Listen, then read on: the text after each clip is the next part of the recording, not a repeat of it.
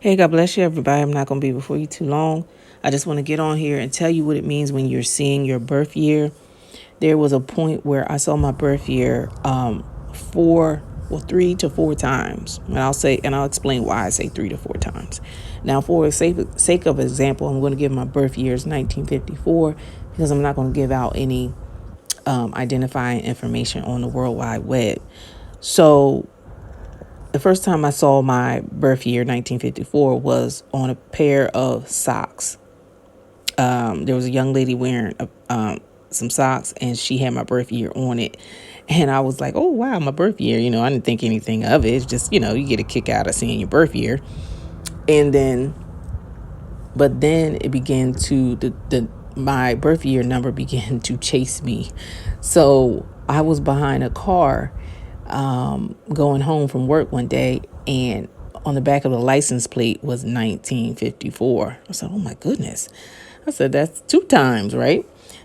Still didn't think anything of it. But then the third time I saw it, I was, somebody texted me and was like, oh, I have 1,954 items of this thing or whatever.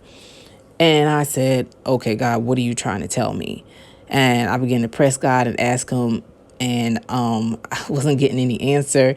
And then the person texted me back and was like, oh no, I made a mistake. It's this amount. And I was like, at this point, it was too late. The birth year was already out there. So I knew God was telling me something.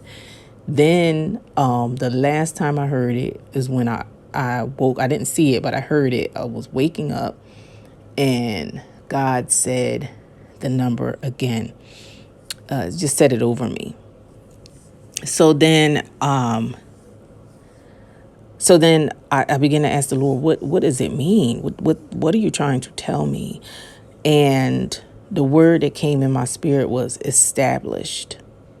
So if you're seeing your birth year multiple times, God is trying to tell you that he's established you. And I can think of many scriptures that go with that. Psalm 139 that says, I've created you, knit you in your mother's womb. And then I can think of the Jeremiah 29, which says that, I knit you before you were born, I knew you, that whole thing. So he's established you. But I said, God, I want you to give me confirmation. I don't want to just think of scriptures. I want you to give me a scripture. And so the scripture that he gave me was Romans 8:28. And that scripture talks about,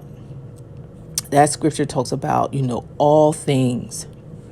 So good, bad, ugly, no matter what it is, all things work together for the good of those that love the Lord.